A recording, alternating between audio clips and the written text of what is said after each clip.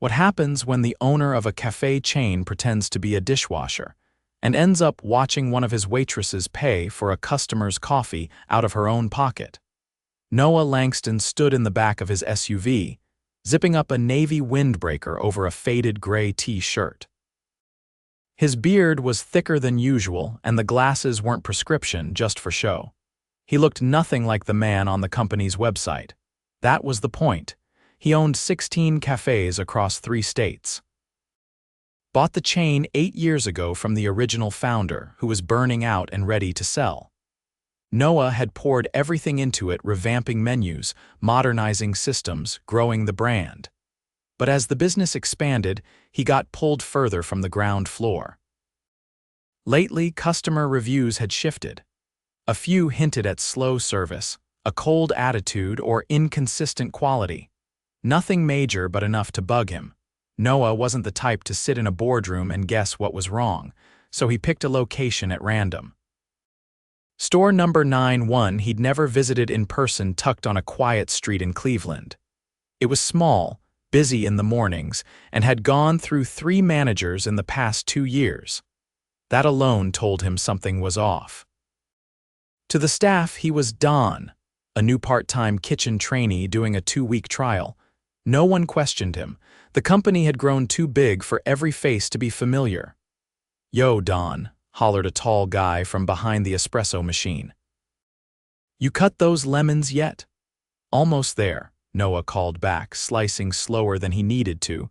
He was in his 3rd day at the cafe, and already patterns were showing. The manager, Kyle, was rarely out front, seemed more focused on scrolling his phone in the office than actually running things. The assistant manager, a sharp, no-nonsense woman named Taylor, held the floor together, but her tone was clipped, her patience thin. Then there was Georgia. She was different, soft-spoken, but always moving. She remembered regulars' names. She wiped down tables without being asked.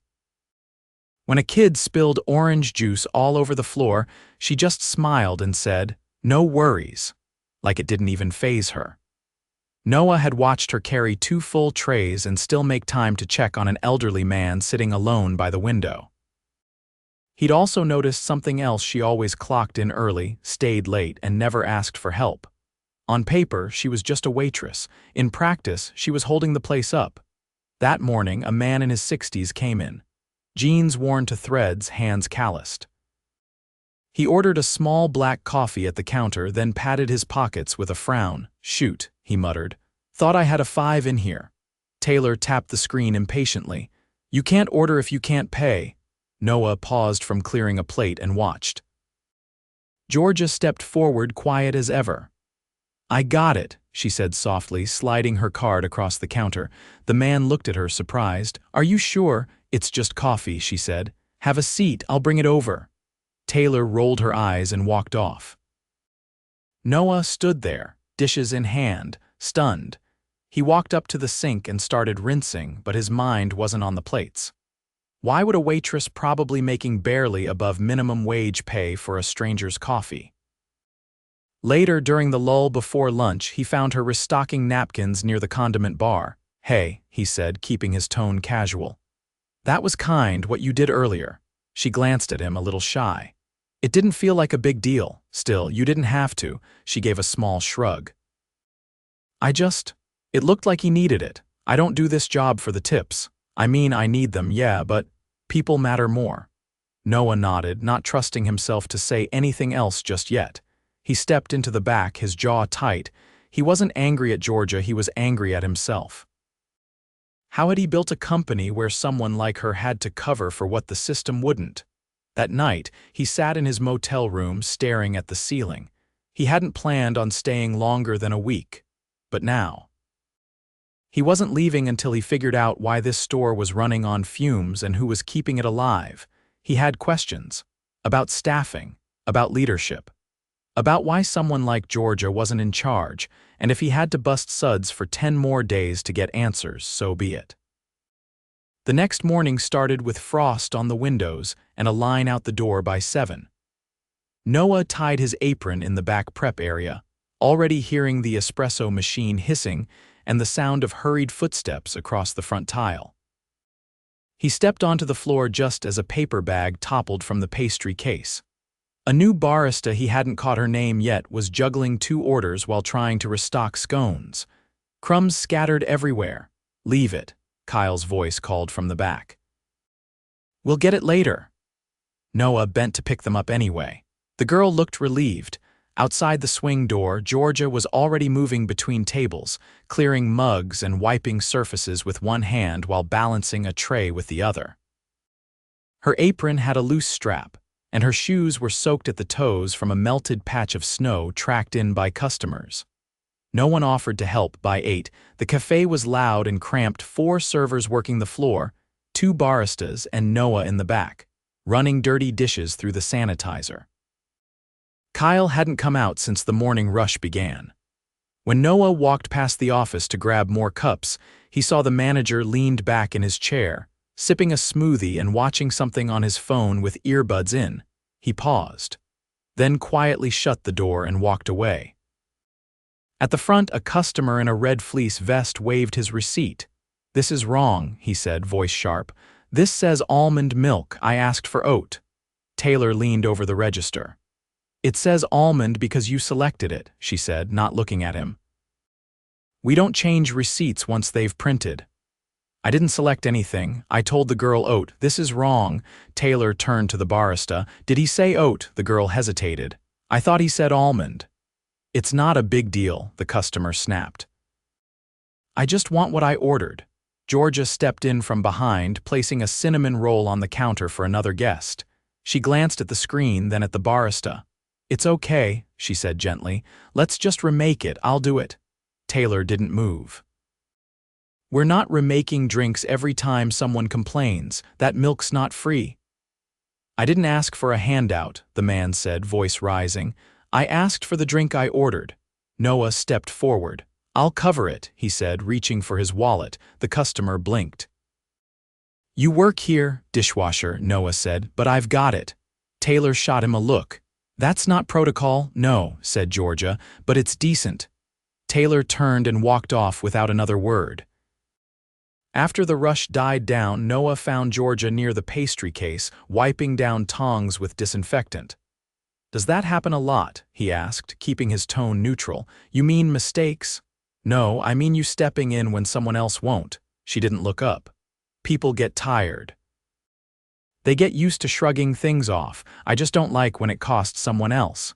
He nodded slowly. "You worked anywhere else before this?" "2 places," she said. "One closed during the shutdown. The other let me go when I asked for fewer night shifts." "You taking care of someone?" "My brother," she said simply. "He's 14, lives with me now."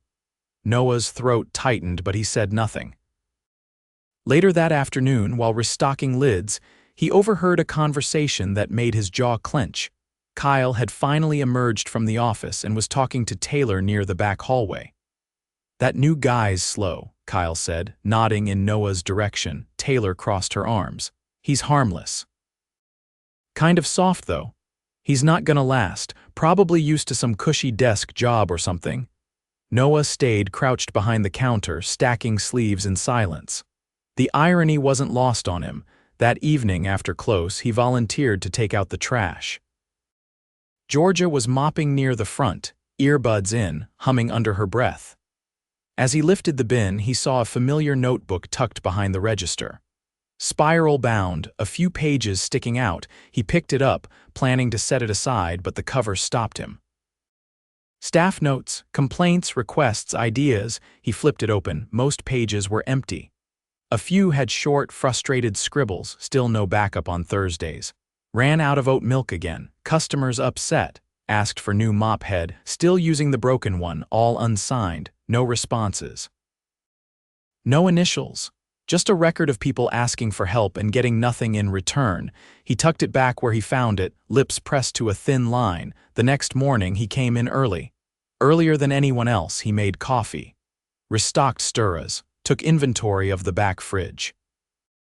When Georgia arrived, she paused in the doorway, surprised. "Didn't expect anyone here yet," she said. "I couldn't sleep." She nodded slowly. "Yeah, some days feel like that." By mid-morning, trouble arrived. A woman in a navy blazer stepped through the door, holding a clipboard. Letitia Corporate Regional Compliance. Noah had hired her himself 2 years ago. She didn't recognize him, of course. Kyle scrambled from the office, suddenly energized. Letitia, didn't know you were coming by today. Unannounced check, she said briskly. Routine. I'll start with the kitchen, then the register logs. Kyle turned and made a slicing motion across his throat to Taylor, who immediately began tidying the counter like her life depended on it. Noah followed Letitia quietly as she moved through the cafe. She opened the fridge. No labels on today's date items, she pointed to the sink. Where's your sanitizer strip log? Kyle fumbled. I think it's in the drawer, or maybe the last shift forgot to. You're in charge, it's your responsibility. Noah watched his face pale. In the hallway, she pulled out her phone and tapped a few notes. Noah stepped closer. You ever get feedback about management style? He asked. Letitia raised an eyebrow. What do you mean? Just wondering if there've been complaints about responsiveness. Or communication. Her expression changed just slightly. I've had a few anonymous emails, nothing concrete, but I'm starting to see a pattern. Noah nodded once, then walked outside to catch a breath. By the time he came back in, the atmosphere had shifted. Kyle had retreated to the office again. Taylor was snapping at a new hire for folding pastry bags the wrong direction.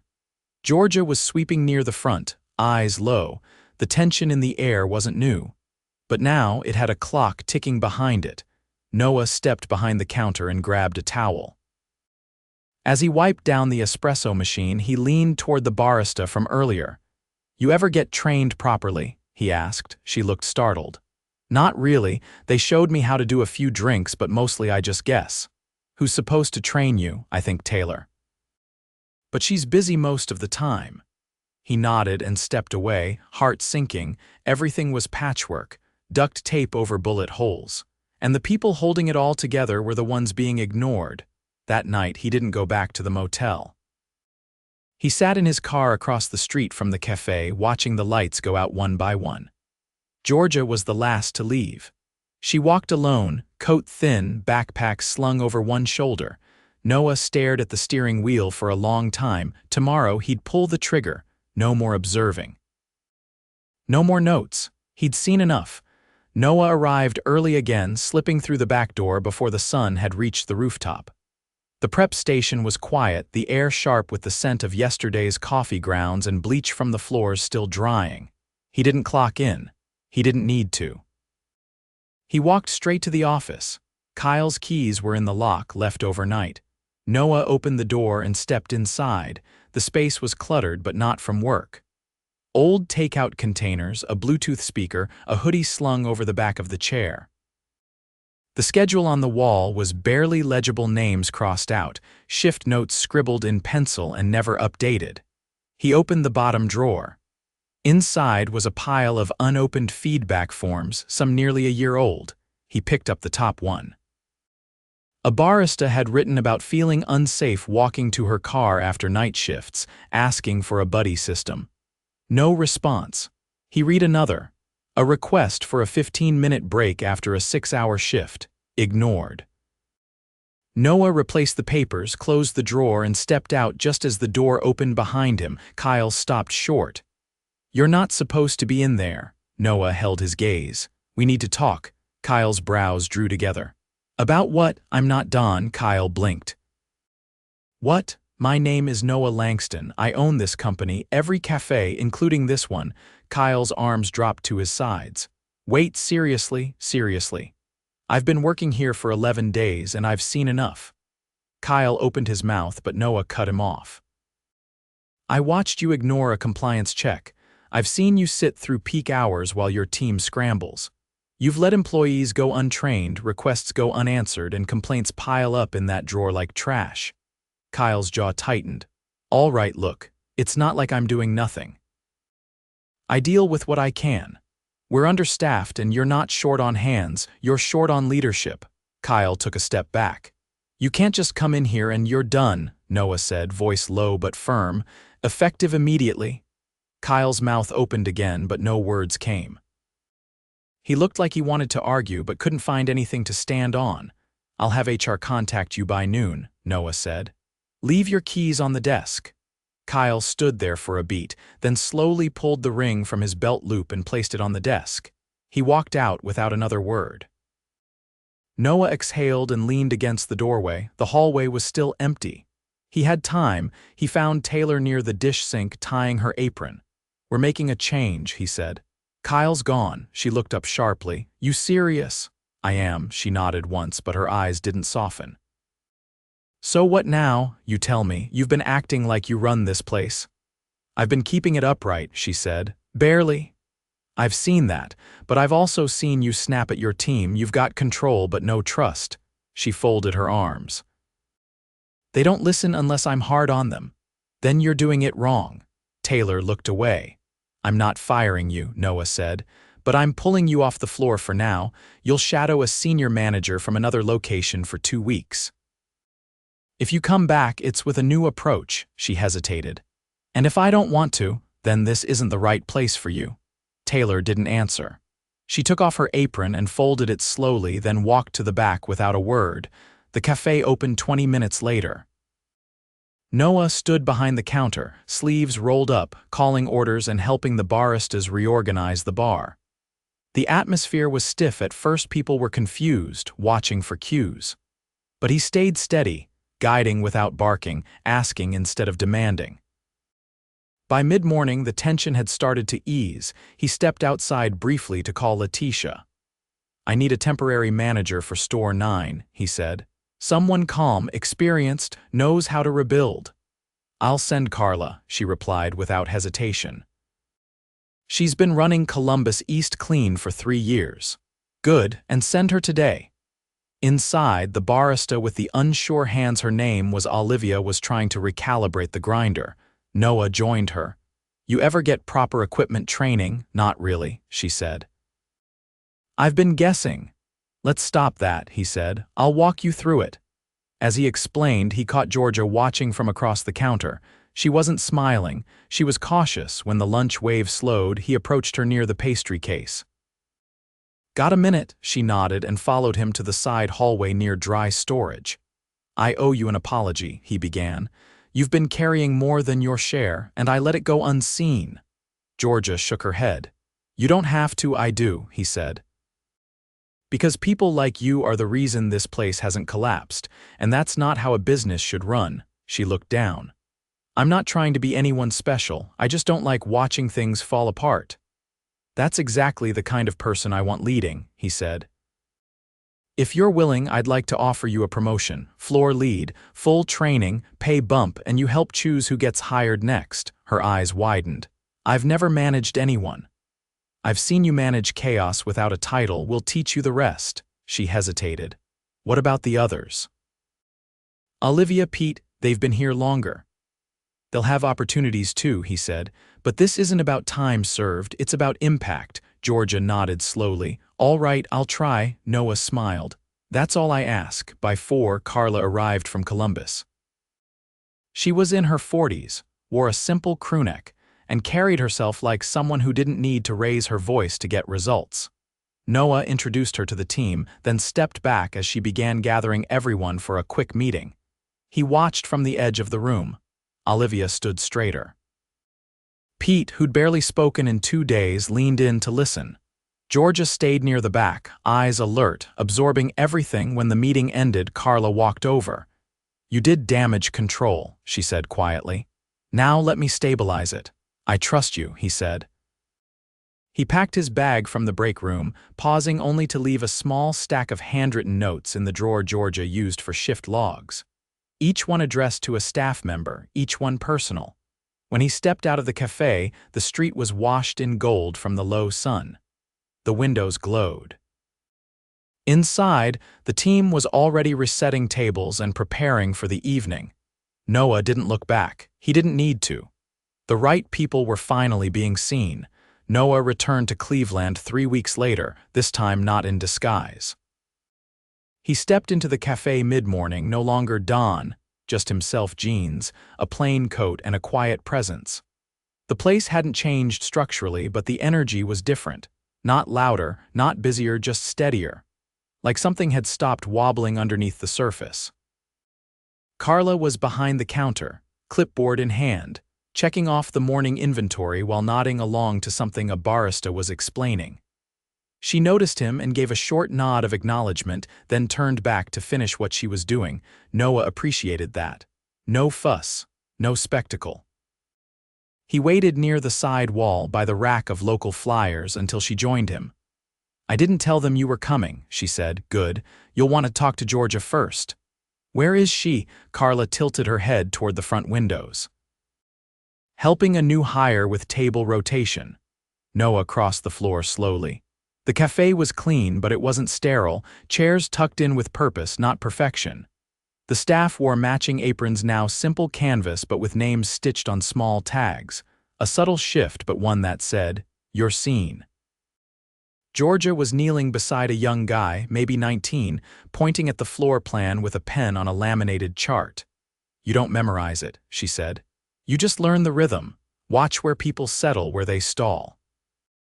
The flow tells you more than the map." The kid nodded, clearly paying attention. She stood, brushing her hands on her apron, and turned. Her eyes met Noah's, and there was a pause, not surprise exactly, more like assessment. "You're early," she said. "You're in charge. Carla's still technically the acting manager, but you're running the floor." Georgia gave a small nod. "We're getting there." He gestured with his head toward the back hallway. "Got time to walk." They moved toward the rear, past the cooler and into the tiny staff break corner that had recently gained a coat rack and a few new folding chairs. Noah leaned against the counter. "How's the team?" "Learning," she said. "Olivia's quicker now. She figured out the milk frother better than I did. Pete's been taking lead on morning prep. Carla let him structure the supply order last week." "Anyone struggling?" "The new guy," she said. "Elijah. He's sharp but nervous. Gets overwhelmed if more than 2 orders come in at once. Think he's a fit." "He wants to be. That counts." Noah nodded. "I saw you training him. You always that patient when someone's trying." "Yeah." He paused. "How's your brother?" She didn't flinch. "Good. He started guitar lessons at the community center. Half-day schedule this semester." "Glad to hear it." They stood in silence for a moment, the hum of the cooler filling the space. "I read through the old suggestion logs," Noah said. "The ones Kyle ignored." Georgia nodded once but didn't speak. "I've started a new process. Digital check-ins. Direct line to regional, anonymous if needed. Every employee gets time each month to submit feedback without going through a manager." "That'll help," she said, "but only if someone listens." "They will," he said. "I hired 2 new people whose only job is to read and respond." She gave a nod, slow and deliberate. "Good." Noah glanced toward the break room door. "You want to keep doing this?" She tilted her head. "What do you mean? Leading, building, staying in it?" She didn't answer right away. "I didn't ask for it," she said finally. "But I don't want to hand it over now." "I'm not asking you to," he said. "I'm offering to extend your position, officially. Title, salary, training budget. You'd stay on as floor lead while Carla mentors from here for another month. After that, if it still feels right, we hand you the keys." Georgia folded her arms. "What if I mess it up?" "You won't," he said. "But if you do, we fix it together." She looked away for a second, then back. "All right." Outside, the cafe was still moving. The new kid was carrying a tray to a booth and didn't drop anything. Olivia was laughing with a customer as she marked a cup. Pete was at the register, calmly explaining the difference between light and dark roast to someone who clearly didn't care but appreciated the effort. This wasn't a miracle. It was a rebuild, and rebuilds took time. Noah stepped behind the counter and grabbed a rag, wiping down the bar next to the espresso machine. Carla raised an eyebrow as she passed. "Going to start shifts again?" "Might," he said. "I forgot how grounding this is." She smiled. "Didn't think you'd come back. Didn't think I'd have to." He finished wiping and stepped to the side. A customer approached, middle-aged, tired eyes, wearing a uniform from the auto shop down the block. He ordered a small coffee and pulled out a wrinkled 5. Noah rang him up. As he handed over change, he said, "You're welcome to sit as long as you like." The man gave a small nod. Appreciate it. Noah turned to see Georgia watching from near the pastry case. She didn't say anything, just gave a short nod, then got back to work. Several hours later, Noah met with the full team in the back after close. No fanfare, just tired people sitting on stools and floor mats, sipping leftover drip coffee. No speeches, he said. Just this. What you've done in the last 3 weeks matters. Customers noticed, corporate noticed. I noticed. He looked around the room. Everything we're building now, this is the baseline, not just here but everywhere else. You set the new standard. He paused, letting that land. I'm not here to watch anymore, but I'll always be checking in. Not because I don't trust you, because I believe in what you're doing. Someone clapped once. Then more joined, not loud, not performative, just honest. After the meeting, people filtered out slowly. Pete offered Elijah a ride home. Olivia stayed behind to ask Carla about cross-training on the register. Georgia wiped down the last table without being asked. Noah walked to the front and locked the door behind the last customer who'd lingered late. The lights dimmed. The hum of the cooler settled into the quiet. He stood for a moment, looking out through the glass to the empty sidewalk beyond. This wasn't about saving a cafe. It was about remembering why it mattered in the first place, not the name on the cup, the people holding it.